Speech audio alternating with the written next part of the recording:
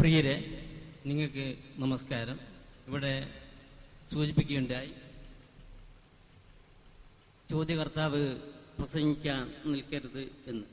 പക്ഷേ എന്നെ സംബന്ധിച്ചിടത്തോളം എനിക്ക് ഇവിടെ നിന്ന് കിട്ടിയ അറിവ് വളരെ വലുതാണ്. പിന്നെ സുബൈർ പീഡിയേക്കൽ ചോദ്യവും ഉത്തരവും അടങ്ങുന്ന പ്രൗഢഗംഭീരമായ ഒരു പ്രഭാഷണം ഇവിടെ നിർവഹിച്ചത് കൊണ്ട് ചോദ്യത്തിന് വേണ്ടി ഞാൻ പരതുകയാണ്. അങ്ങനെ ഒരു പ്രശ്നം ഇവിടെ വന്നുവിട്ടിട്ടുണ്ട്. പിന്നെ ഞാൻ പാനൂരിനടുത്ത് കൈവേലിക്കൽ സ്വദേശിയാണ്.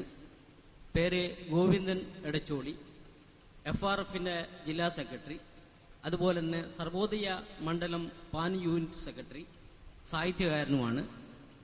എനിക്ക് ചോദിക്കാനുള്ളത്, മനസ്സും ശരീരവും ഒരു കേന്ദ്രബിന്ദുവിലേക്ക് ചെന്നെത്തുവാൻ അല്ലെ എത്തിപ്പെടാൻ പാകപ്പെടുത്തി എടുത്തിട്ടും ആ വ്യക്തി തെറ്റിലേക്ക് തന്നെ വഴുതി വീഴുന്നു എന്ന് കാണാൻ കഴിയും. ഇത് എന്തുകൊണ്ട് സംഭവിക്കുന്നു എന്ന് ഒന്നറിഞ്ഞാൽ കൊള്ളാം. അസ്സലാമു അലൈക്കും വറഹ്മത്തുള്ളാഹി. ബിസ്മില്ലാഹിർ റഹ്മാനിർ റഹീം. അൽഹംദുലില്ലാഹി റബ്ബിൽ ആലമീൻ. അസ്സലാത്തു വസ്സലാമു അലാ അഷ്റഫിൽ മുർസലീൻ വഅലാ ആലിഹി വഅസ്ഹാബിഹി അജ്മഈൻ. അമ്മാ ബഅദ്. അഊദു ബില്ലാഹി മിനശ് ശൈത്വാനിർ റജീം. ബിസ്മില്ലാഹിർ റഹ്മാനിർ റഹീം. വമൻ യബ്തഗി ഗൈറൽ ഇസ്ലാമി ദീനൻ ഫലൻ യുഖ്ബല മിൻഹു വഹുവ ഫിൽ ആഖിറതി മിനൽ ഖാസിരീൻ. സഹോദരി സഹോദരന്മാരെ, ഹൈന്ദവത ഇസ്ലാം എന്ന വിഷയമാണ് നമ്മുടെ മുന്നിൽ സമർപ്പിക്കപ്പെട്ടിട്ടുള്ളത്. സ്രഷ്ടാവും സംരക്ഷകനുമായ തമ്പുരാൻ മനുഷ്യർ എങ്ങനെ ജീവിക്കണമെന്ന് പഠിപ്പിക്കുവാൻ വേണ്ടി വ്യത്യസ്ത കാലങ്ങളിൽ വ്യത്യസ്ത ദേശങ്ങളിലേക്ക് പ്രവാചകന്മാരെ, ദൈവദൂതന്മാരെ പറഞ്ഞയച്ചിട്ടുണ്ട് എന്നും ആ പ്രവാചകന്മാരെല്ലാം അടിസ്ഥാനപരമായി പഠിപ്പിച്ചത് പരമകാരുണികനും കരുണാനിധിയും സർവേശ്വരനും സർവശക്തനുമായ തമ്പുരാനെ മാത്രം ആരാധിക്കുകയും അവന്റെ വിധിവിലക്കുകൾ അനുസരിച്ച് ജീവിതത്തെ ചിട്ടപ്പെടുത്തുകയും ചെയ്യണമെന്ന ആശയമാണ് എന്നും ആ ആശയത്തിനാണ് സമർപ്പണം എന്നർത്ഥം വരുന്ന ഇസ്ലാം എന്ന് പറയുക എന്നും ഭാരതത്തിലേക്ക് കടന്നു വന്ന പ്രവാചകന്മാരും അടിസ്ഥാനപരമായി സ്രഷ്ടാവായ തമ്പുരാനെ മാത്രം ആരാധിക്കണമെന്നും അവന്റെ വിധിവിലക്കുകൾ പ്രകാരം ജീവിക്കണമെന്നുമുള്ള ആശയങ്ങളാണ് ഭാരതീയ സമൂഹത്തിന് മുന്നിൽ സമർപ്പിച്ചത് എന്നും അന്തിമ പ്രവാചകനായ മുഹമ്മദ് റസൂലുള്ളാഹി സ്വല്ലല്ലാഹു അലൈഹി വസല്ലമയിലൂടെ പൂർത്തീകരിക്കപ്പെട്ട ഇസ്ലാമിന്റെ സന്ദേശങ്ങൾ പഠിപ്പിക്കുവാൻ വേണ്ടി തന്നെയാണ് ഭാരതീയ പ്രവാചകന്മാരും കടന്നു വന്നതും പരിശ്രമിച്ചതുമെന്നും എന്നാൽ പുരോഹിതന്മാരുടെയും പിൻഗാമികളുടെയും ക്രൂരമായ കൈകടത്തലുകൾക്ക് വിധേയമാക്കപ്പെട്ടപ്പോഴാണ് വേദങ്ങളും പ്രമാണങ്ങളുമെല്ലാം വികലമാക്കപ്പെട്ടത് എന്നും ആ വൈകല്യമാണ് ഏകത്വത്തിൽ നിന്ന് ബഹുത്വത്തിലേക്കും ശുദ്ധമായ മരണാനന്തര ജീവിതത്തെക്കുറിച്ചുള്ള വിശ്വാസത്തിൽ നിന്ന് പുനർജന്മ വിശ്വാസത്തിലേക്കുമെല്ലാമുള്ള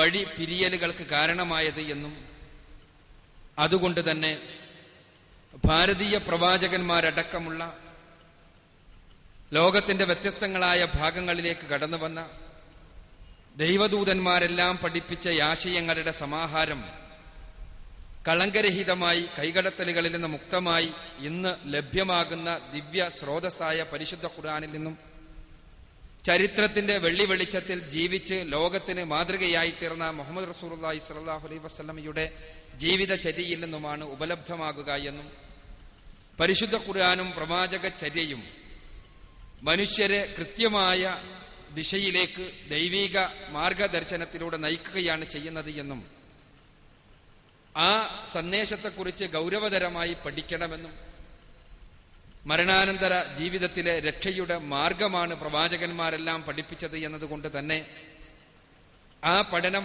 ഏറെ പ്രസക്തമാണ് എന്നുമുള്ള കാര്യങ്ങളാണ് നമ്മുടെ മുന്നിൽ ഇവിടെ സമർപ്പിക്കപ്പെട്ടിട്ടുള്ളത്. ഇനി ഈ വിഷയ സംബന്ധിയായ തുറന്ന ചർച്ചയാണ്, സംവാദമാണ്. ഇവിടെ സൂചിപ്പിക്കപ്പെട്ടതുപോലെ ഭൗതികമായ തലത്തിൽ നിന്നുകൊണ്ട് സത്യാന്വേഷണ തൃഷ്ണയോടുകൂടി രക്ഷയുടെ മാർഗത്തിലെത്തിച്ചേരണമെന്ന ചിന്തയോടുകൂടി ഈ തുറന്ന ചർച്ചയെ, സംവാദത്തെ കാണണം എന്നും ആ രൂപത്തിൽ ഈ കാര്യങ്ങളെ ഉൾക്കൊള്ളണം എന്നും ആമുഖമായി സൂചിപ്പിക്കുകയാണ്. ബഹുമാന്യനായ ജ്യേഷ്ഠ സുഹൃത്ത്, ഏറെ സാംസ്കാരിക രംഗങ്ങളിൽ പ്രവർത്തിക്കുന്ന സാഹിത്യകാരൻ കൂടിയായ ഗോവിന്ദൻ നമ്മോട് ഇവിടെ ഉന്നയിച്ചിട്ടുള്ള ചോദ്യം വളരെ പ്രസക്തമാണ്. മനസ്സും ശരീരവുമെല്ലാം ഏകാഗ്രതയിൽ നിർത്തുവാൻ കൃത്യമായി പരിശീലനം ലഭിച്ച ആളുകൾ പോലും എന്തുകൊണ്ടാണ് തിന്മകളിലേക്ക് പോയിക്കൊണ്ടിരിക്കുന്നത് എന്ന ചോദ്യം. പലപ്പോഴും ധ്യാനമാണ് മനുഷ്യരെ ആത്യന്തികമായ മോക്ഷത്തിലേക്കും ദിവ്യമായ അവസ്ഥയിലേക്കും നയിക്കുന്നത് എന്ന ഒരു ധാരണയുണ്ട്. ആ ധാരണയുടെ അടിസ്ഥാനത്തിലാണ് ബഹുമാന്യ സുഹൃത്ത് ഗോവിന്ദൻ ഈ ചോദ്യം ചോദിച്ചിട്ടുള്ളത് എന്നാണ് ഞാൻ മനസ്സിലാക്കുന്നത്. മനുഷ്യരെ ആത്മീയമായ ഉന്നത വിധാനത്തിലേക്ക് കൊണ്ടുപോകുവാൻ മനസ്സിനെയും ശരീരത്തെയും ഏകാഗ്രമാക്കി നിർത്തിക്കൊണ്ടുള്ള ധ്യാനം വഴി കഴിയുമെന്നുള്ള ധാരണയുണ്ട്. ഈ ധാരണ അടിസ്ഥാനരഹിതമാണ് എന്നുള്ളതാണ്. ഈ ധ്യാന കേന്ദ്രങ്ങളിൽ നിന്നും, ധ്യാനത്തിന്റെ വക്താക്കളിൽ നിന്നും, ധ്യാനത്തിന്റെ ഉന്നതന്മാരായി വിഹരിക്കുന്ന ഗുരുക്കന്മാരുടെ കേന്ദ്രങ്ങളിൽ നിന്നുമെല്ലാം വരുന്ന പല റിപ്പോർട്ടുകളും മനസ്സിലാക്കി തരുന്നത് എന്ന യാഥാർത്ഥ്യമാണ് ചോദ്യത്തിലൂടെ, ഒരൊറ്റ സെന്റൻസിലുള്ള, ഒരൊറ്റ വാചകത്തിലുള്ള ചോദ്യത്തിലൂടെ ബഹുമാന്യനായ ജ്യേഷ്ഠ സുഹൃത്ത് ഇവിടെ വ്യക്തമാക്കിയിട്ടുള്ളത്.